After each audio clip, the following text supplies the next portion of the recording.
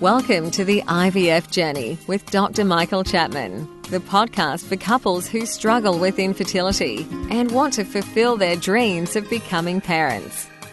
In this podcast, you'll learn actionable strategies to deal with infertility from Dr. Michael Chapman, or Prof as he's affectionately known.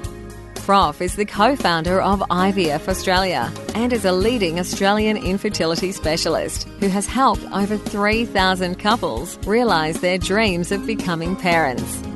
To access previous episodes packed with ideas, solutions and tips that actually work, head over to Dr. Chapman's IVF podcast on iTunes. You can also ask questions by contacting Dr. Chapman's rooms on 1800 111 483 or by emailing him michael.chapman@ivf.com.au. That first cry of a baby born after the long journey of IVF remains one of the most beautiful experiences in the world. As an obstetrician and an IVF specialist, I've had the privilege of experiencing this over many thousands of times in my long career, but I still remain moved by each baby's first cry. It signifies the end of a long journey and the beginning of a new life.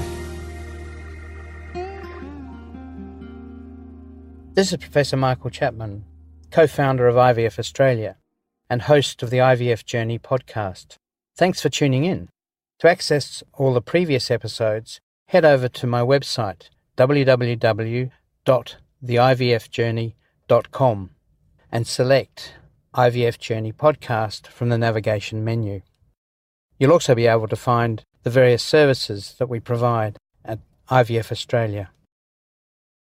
The other article that gained a lot of media coverage this week was an article from the University of New South Wales, from the National Perinatal and Epidemiological Research Unit, which is the organisation that collects all the data of every cycle of IVF in Australia and New Zealand.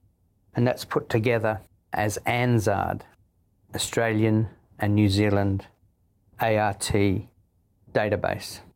We were the first in the world to start collecting this type of national data back in 1983, in the early days of IVF. And we've led the world in collecting that data and producing reports on a yearly basis. Initially, it was anonymous data with no patient IDs. Since 2009, we have been able to code each patient and therefore follow their progress over multiple cycles of IVF. So the paper published in the Medical Journal of Australia, for the first time, gave realistic percentages of chances of success by various age groups.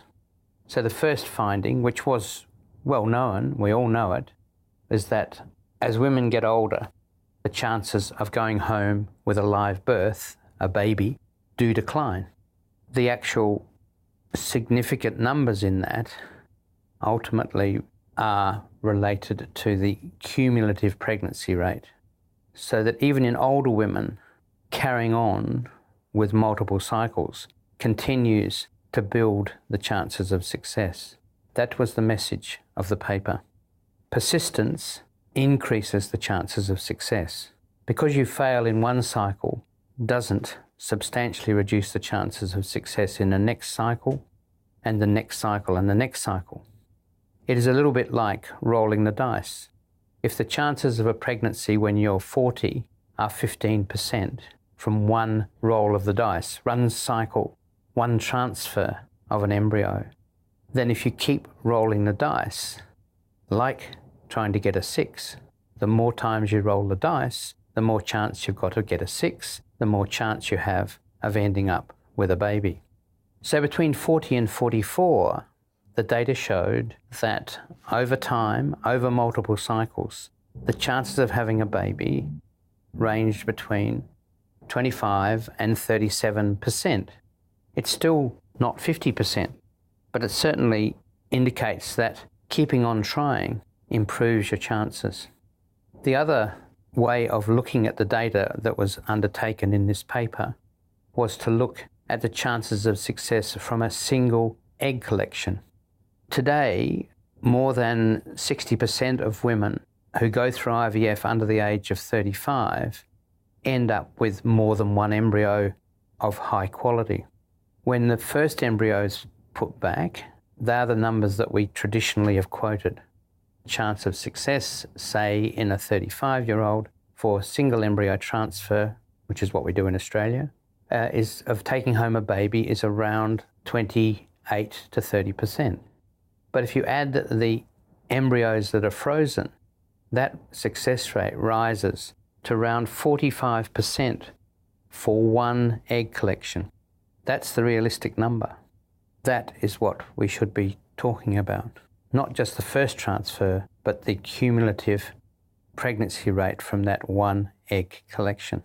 The data that has been produced in this paper, compared with the rest of the world, is very favourable.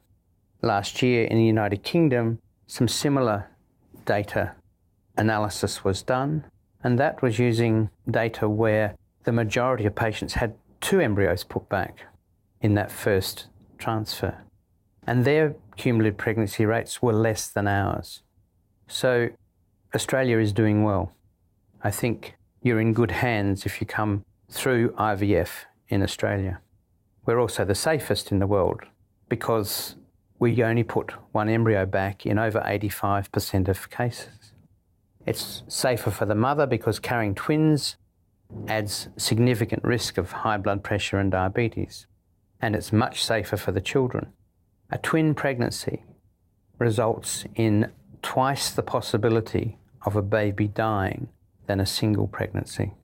And even more importantly, the risk of cerebral palsy in twins is 4 times that of the general population of singletons. So that's why in Australia we've gone down the route of single embryo transfer. This data supports that policy. Putting one embryo back in one cycle, followed by another, is a much safer approach to IVF than is carried out in almost any other part of the world. The data that was looked at spreads over a 5-year period and is extremely comprehensive. So we believe we can now turn to patients with that data and give them a realistic view of what's going to happen, or their chances of what's going to happen on their IVF journey. All doctors who see infertility patients should be able now to talk to their patients in a realistic way. There have been concerns that doctors and clinics might hype their results and create unnecessary expectations. These data hopefully allow an accurate, realistic view to be put. But ultimately this was population data, 56,000 women. And really the most important thing is you as an individual taking into account all the factors, not just age, that may be contributing to your infertility. And you can really only get a realistic view for your individual case by talking to an expert, talking to a fertility specialist, preferably a fertility specialist who has the subspecialty qualification of our college, the CREI. Look for that after their name. And I'm sure they will give you a realistic view of your chances of success. That data from that paper provides your fertility specialist a basis from which to assess your chances of success as an individual. And don't forget that you can access all the previous episodes by going to our website www.theivfjourney.com and select IVF Journey Podcast from the navigation menu. Thank you for listening to the IVF Journey with Dr. Michael Chapman, the podcast which helps couples negotiate their way through the IVF journey, all the way to parenthood. You can also ask questions by contacting Dr. Chapman's rooms on 1800 111 483 or by emailing him michael.chapman@ivf.com.au.